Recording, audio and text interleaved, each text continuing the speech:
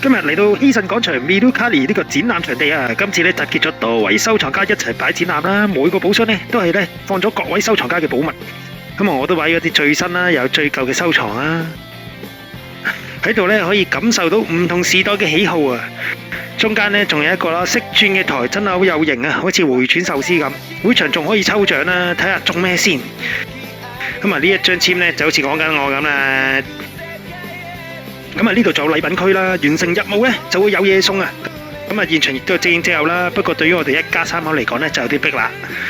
咁啊，見到自己嘅片真係有啲尷啊！影下少少收藏俾大家追下啦。想認真睇咧就記得自己嚟啦。咁啊，特別推介一定係中間轉台嘅展品，有啲真係有錢都買唔到啊！咁啊，每一個寶箱咧都要慢慢去解鎖，值得一睇啊！咁啊，多謝各位睇啦〜